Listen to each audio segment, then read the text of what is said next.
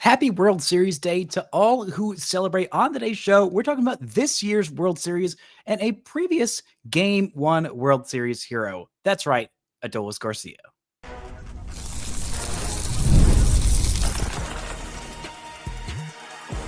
You are Locked On Rangers, your daily Texas Rangers podcast, part of the Locked On Podcast Network, your team every day. You are locked onto the Texas Rangers, the first and best daily Rangers podcast. I'm PrizePicks, a cripplingly addicted Texas Rangers fan, covered this team for 12 seasons, including all 7 as the founder and host of this podcast. Thank y'all so much for making Locked On Rangers your first listen every single day. If not already, you can follow me on Twitter at PrizePicks. You can follow the show at Locked On Rangers. Hit subscribe on your favorite podcasting platform and on YouTube, where the best way you can help grow the show is to comment nearly any single thing below. Now, on today's show, we're talking about the World Series, some former Rangers who are on these rosters, one of which who will not be contributing, and we're talking about Adolis Garcia's season, the highs, the lows, and the what the heck is going to happen next. But before we get into all of that, today's episode is brought to you by FanDuel. Right now, new customers can bet just $5, and if your bet wins, you'll get $300 in bonus bets to use across the app. Download the FanDuel app today. Now, today is Game 1 of the World Series, the Los Angeles Dodgers versus the Toronto Blue Jays. I'm learning how to pronounce it correctly. And if you're in the World Series, you deserve correct pronunciation on everything. This is a fun matchup. The NL champion is definitely someone that pretty much everybody universally picked to be here at the start of this season. Heck, even at the midpoint of the season. Heck, even maybe at the start of this postseason.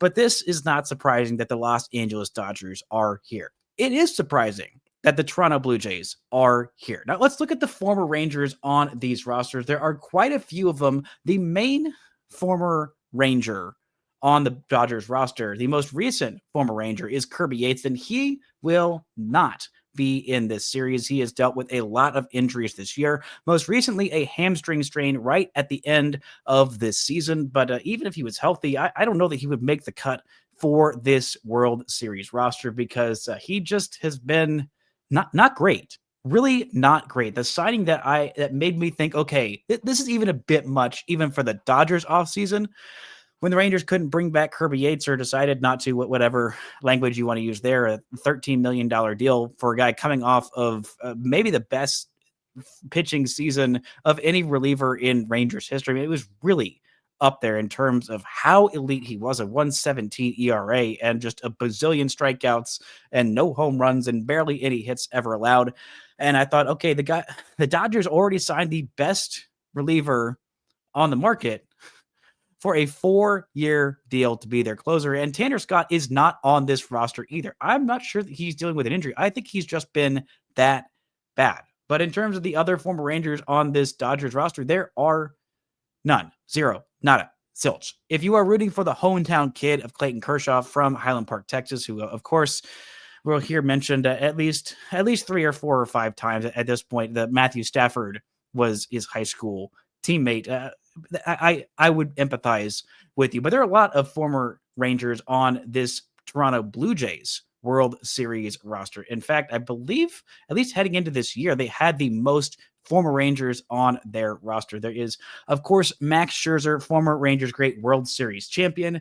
There is Isaiah Kiner-Falefa, and, well, there were some other ones whose names are escaping me throughout the year. Those are the only 2 on this World Series roster that are former Rangers. So if you're looking for former Rangers, the Blue Jays are your team. If you're looking for not former Rangers, well, the Dodgers are your team. There's also former manager Chris Woodward, who is a member of the Dodgers. So whatever way that makes you feel is valid. Your feelings are valid. Whatever you're cheering for is valid. But for me, I'm mainly just cheering for 7 games. Give me the most baseball that you can possibly give me. These are 2 very, very good teams. And in terms of just narrative wise, what makes the most sense from just a Rangers perspective is just kind of, I'd say Dodgers winning it again. Because if the Dodgers start to go on this dynastic run, the Rangers, even in all of their nonsense, their badness, their embarrassingness that has been the last 2 years, they can point back to 2023 and say, hey guys, we were the last team that wasn't the Dodgers to win a World Series. At this point, they still are. If the Dodgers win it all again, they still could be for another year or 2 years or Lord knows how long this Dodgers run could last, because this is an incredibly talented team and a lot of great baseball happening. There's also the narratives of, if the Dodgers win it all, are these owners going to just hold out for a salary cap like they have in other leagues, not like the just luxury tax where if you have enough money, you can just blow past it if you're Steve Cohen, if you're the Yankees, if you're the Dodgers, if you're theoretically the Red Sox or some of these other big market teams that do have the money to do so, but choose not to as frivolously as the Dodgers and Mets and Yankees have done in these last couple of years. So maybe you're cheering for the underdog. That's, of course, Toronto. At this point, the Dodgers are favored according to FanDuel. It is not as big a favorite as you might think, even though the Blue Jays have home field advantage. They did have a better record than the Dodgers in the regular season. The Dodgers are favored at minus 230 to win the World Series. The Blue Jays odds are plus 190 to win the World Series. In terms of the World Series MVP, unshockingly, Shohei Ohtani is the favorite to win the World Series MVP. Although, if you take out, I know how this sounds. If you take out the one game where he had the best game that anybody's ever played of baseball in the history of the sport at any level, and he did it in the postseason, you take out that game where he had 3 home runs and pitched 6 shutout innings with 10 strikeouts. He hasn't done all that much. I mean, offensively, it's been a bit of a struggle for Shohei Ohtani, and Vladimir Guerrero is the next favorite to win the World Series MVP. Although if he did that, it would probably have to be in a Blue Jays winning effort. Plus 600. In the last couple of days, George Springer has moved up past Freddie Freeman, past Mookie Betts, past Teoscar Hernandez for the third favorite to win the World Series MVP. This would be George Springer's second World Series MVP. The only other players to win multiple World Series MVPs are, well, of course, Rangers great Corey Seager. There is also Reggie Jackson, and I believe there's one pitcher whose name I'm forgetting at this exact moment. It's not Don Drysdale. I don't believe it's not Oral Hershiser. Sandy Koufax, I believe, is the only other one to win multiple World Series MVP. And Corey Seager is the only one to do it for an American League and National League team. Actually, Reggie Jackson might have also done that as well. But this is an interesting matchup between two very different teams, but don't get it twisted. This is not some small market, scrappy, underdog, super underdog team. It's not the Brewers. They don't have a Brewers style payroll. They are not below $100 million.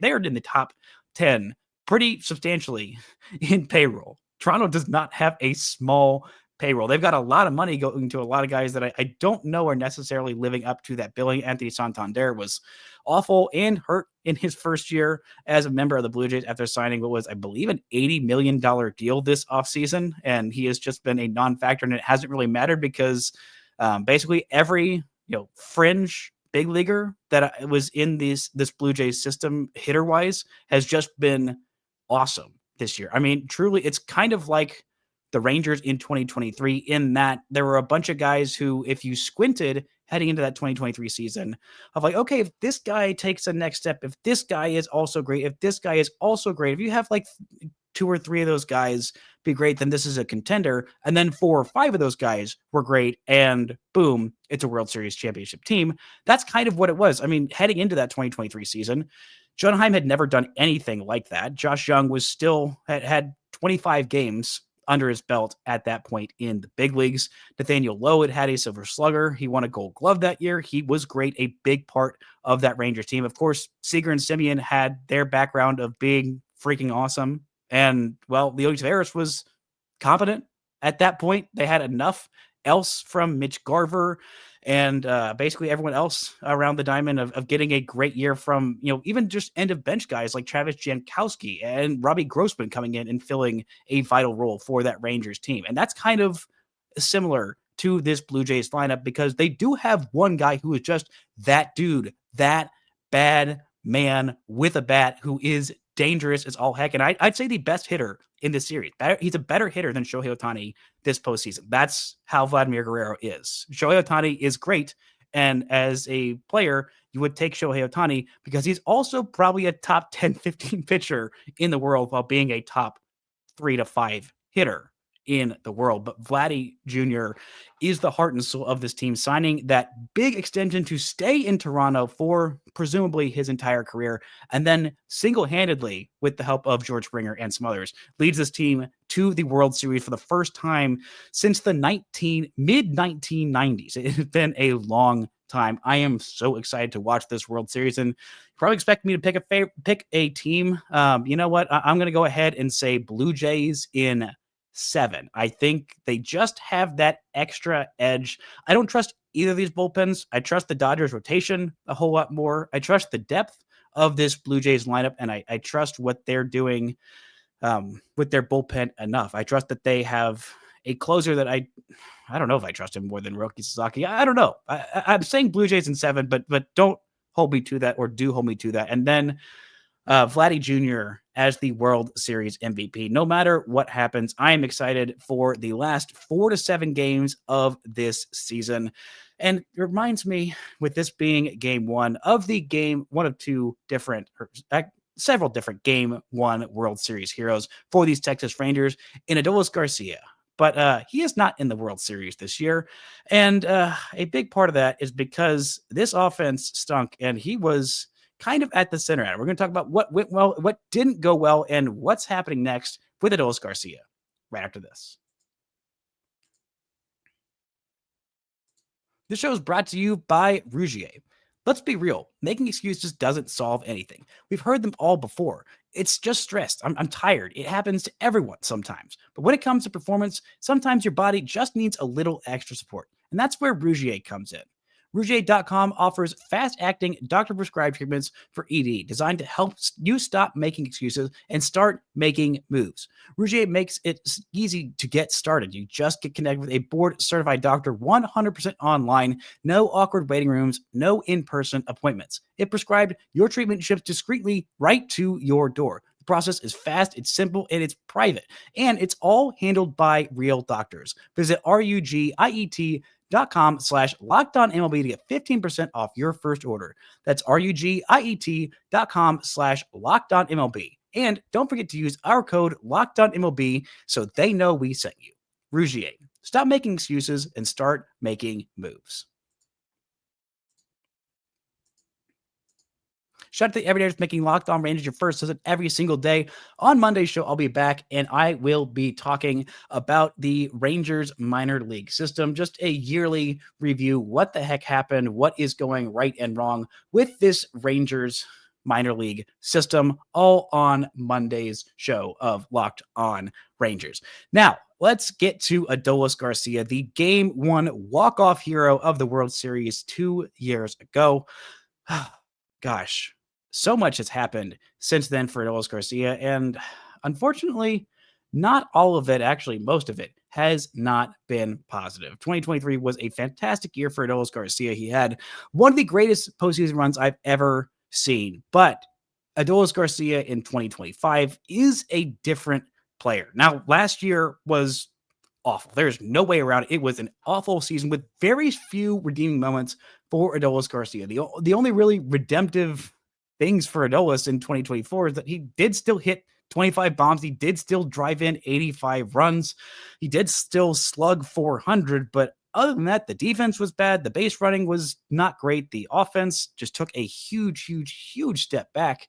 And this year, he had offseason surgery before this year, and the thought was, okay, maybe with the athleticism, maybe it was that knee injury that was really bothering him all year long. Maybe that's why he was so bad defensively. Maybe that's why he was so much slower than he had been in years past. Maybe that was also why his offense was so darn bad. And maybe, but probably not, because offensively this year he was even worse than he was last season. overall, a better year. Did still miss some time at the back end of the season and at middle chunks of the season. Only 135 games. That's the fewest games he's played as a member of the Texas Rangers in a single season where he has been a full-time player. He did only play 3 games and have 7 plate appearances in 2020, which I have literally zero memory of. Like, I do not remember Adolis Garcia's debut with the Texas Rangers or any of those 7 plate appearances. Literally, I remember 0 of them. He also struck out in 4 of those 7 plate appearances that year. But then 2021, he burst onto the scene. He is a great player. He's an all-star. He finishes top 4 in Rookie of the Year voting. I still think he should have won. And then has basically a 3-win season. That he had a 4-win season that year, 3.9, 3.7 the year after that, a 4.5 WAR season, and a second All-Star appearance, and an ALCS MVP, and a World Series walk-off in 2023. And then this year, defensively, he bounced back because he's been a Gold Glover in the past. Usually, for most of his career, he has been a very good defensive right fielder, and that's what went well for him this year. He is a Gold Glove finalist in right field. I was about to forget the name of finalists. I'm running on about 4 hours of sleep, so forgive me if my brain is a little slow this morning. But Adolis Garcia defensively this year was about as good as we have ever seen him. The arm value was fantastic. I mean, the defensive run saved was amongst the best players in all of baseball, not just for outfielders, not just for right fielders, but amongst all players in baseball. He was top 5 in defensive runs saved. I believe he was at 16 was the figure that he was at. This guy was truly elite this year. There were no more of those little brain flubs which we'd seen in years past. We've seen Adolis make amazing diving catches, and the arm has been as good as ever. The strength is still as good as ever. The run value on that arm is still about as good as ever. Guys just have learned to not run it on Adolis Garcia because he's got an absolute nuclear heat-seeking missile launcher of a right arm that can fire the baseball into areas where it does not seem like a right fielder could make that throw, but he makes that throw consistently. And the jumps were much better. The athleticism was better. The sprint speed was closer to where it had been in years past. He was still aggressive on the base pass, 13 stolen bases this year, but only 19 home runs, a 665 OPS. The on base still below 300 and not particularly close to 300 at this point. But what made him so darn good in 2023 was not just the athleticism being a little bit better. I mean, he's 32 years old. It's not like he is old or completely washed physically. He is a high effort, high energy player, and I think that takes a lot out of him. I think it's why he might age a little bit quicker. And with Adolis Garcia, when the athleticism starts to go, a lot of his profile starts to lapse pretty darn quickly. But he was still hitting the crap out of the baseball this year. I mean, the average exit velocity was still in the top 11% of baseball. The barrel rate was still around the top quarter of baseball. Hard hit rate, top 30% of baseball. Those are still good numbers. And the expected slugging percentage was way higher than what his actual slugging percentage was, 50 points higher than what his actual slugging percentage was this year. But when you're hitting in the 220s and you're not walking at a good rate, it makes life a whole lot harder to be a valuable offensive player. He still did a decent job of driving in runs, 75 RBIs, which is a career low, just career lower than what he did in 2024 of just 85 RBIs. But this team was horrible at driving in runs all season long. And while Adolis Garcia did drive in 75 runs, he wasn't particularly great in some of these clutch areas, but still he was able to provide value, a 2.7 baseball reference WAR season. Most of that came from his defense because offensively he was below average, and the Rangers needed him to be above average, or at the very least an average offensive player. But this is still a guy that has some value. He's gotten a lot of flack, and I think a little bit more than he deserves. Is he the same player he was in 2023? No. Is he an all-star caliber player? No, not really at this point, but he still does some things well. And the Rangers had the best defense in the history of baseball, the highest fielding percentage Major League Baseball has ever seen. This was an incredible defensive outfield, and Adolis Garcia played a huge, huge part in it. the reason that nobody thought this pitching staff would be this good is because I don't think they knew this defense would be this good. Part of the reason why the pitching staff was so good is because this was one of the best defenses Major League Baseball has ever seen. And Adolis Garcia played a huge, huge part in that. Out there every day, basically, in right field, not DHing all that much, just manning that right field with his bazooka missile launcher of an arm, with the athleticism looking better. I mean, he looked more comfortable out there in right field, and watching back some of his defensive plays from 2024, you can tell that injury was really hampering him.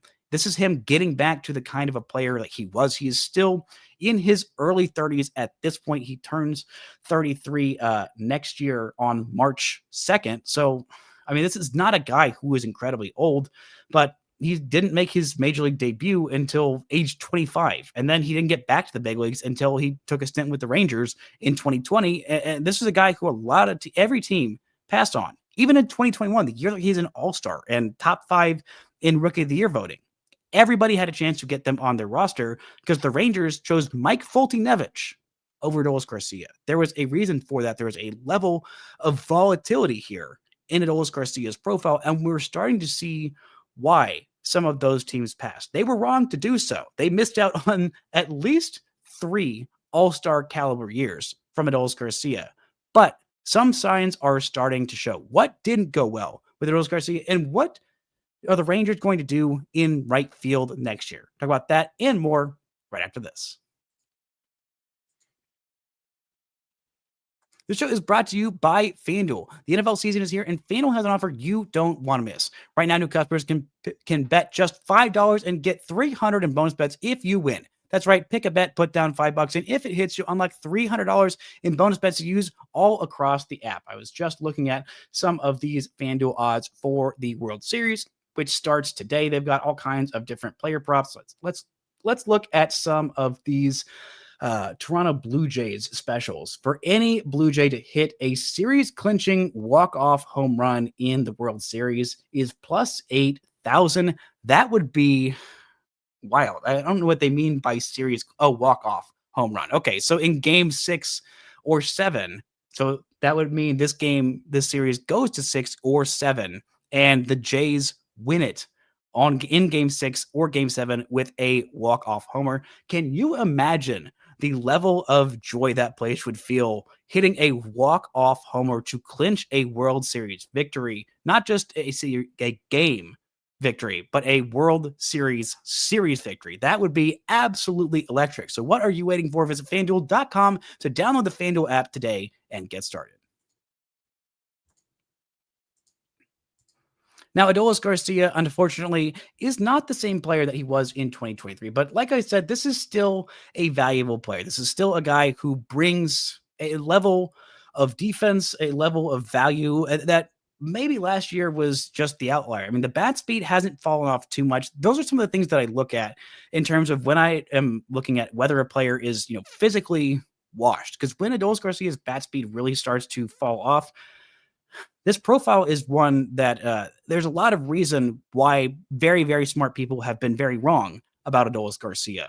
Mainly front offices around Major League Baseball, heck, even the Rangers' own front office in 2021 of saying, yeah, we don't really need to give this guy a shot. This guy's always had outstanding athleticism, but what made him so special in 2023 is the soft skills got a little bit better. He has never been a guy who walked at a decent rate, at a great rate, let alone a good rate, let alone a decent rate, not a bad rate. He has always been a guy who just swings wildly and swings and misses a lot and strikes out a lot and chases out of the zone a lot.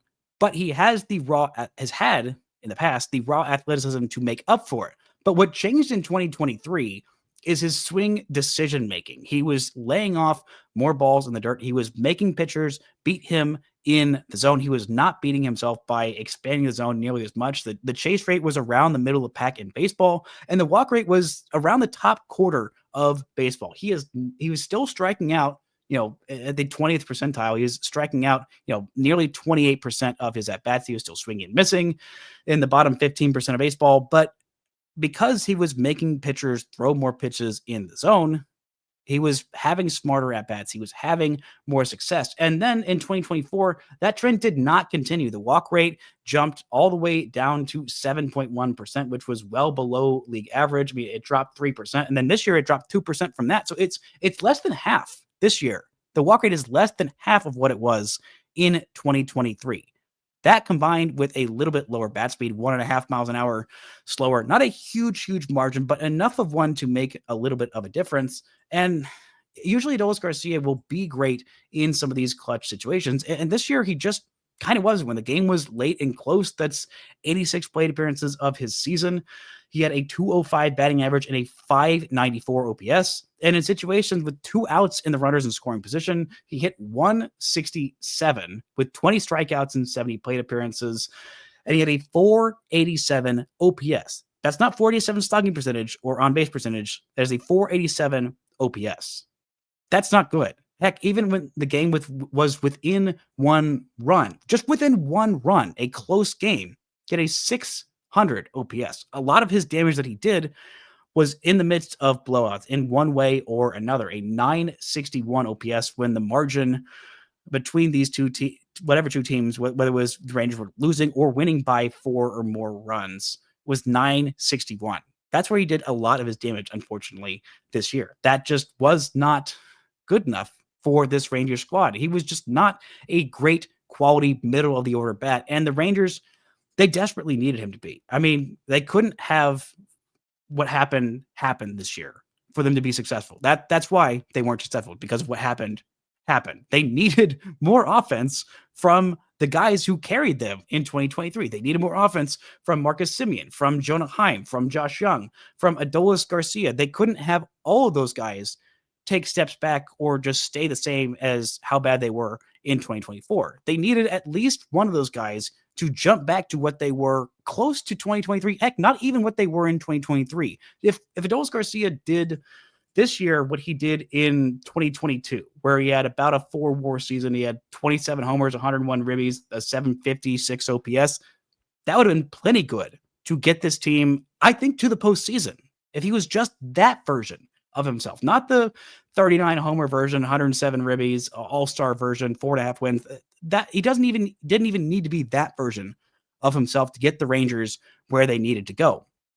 But the Rangers needed more from him, and they did not get it this year. And they're paying him decently well. I mean, the calculus of what they're going to do in right field next year, I think the Rangers have already made their decision. I'm hoping it's not the case, but I think that they're moving on from Adolis Garcia. I just reading the tea leaves, how I have read them.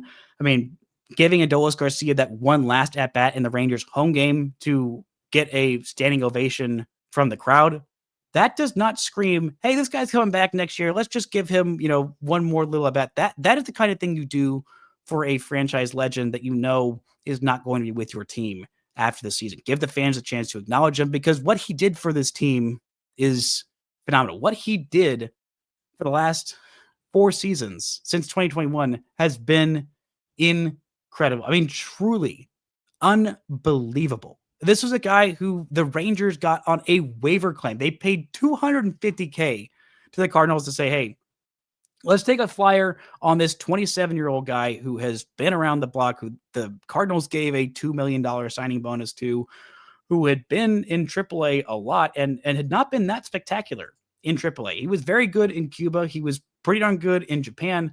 But I mean, the year before the Rangers got him in 2019, he played 132 games in AAA as a 26-year-old who was just right around how old everybody was in AAA, and had an 818 OPS in a super hitter-friendly environment. That is like fine, but he's 26, and he is not somebody who at that point had any prospect status whatsoever. I mean, he was not a guy who really raked in the minor leagues to a degree where you thought, oh, this guy is going to be something special.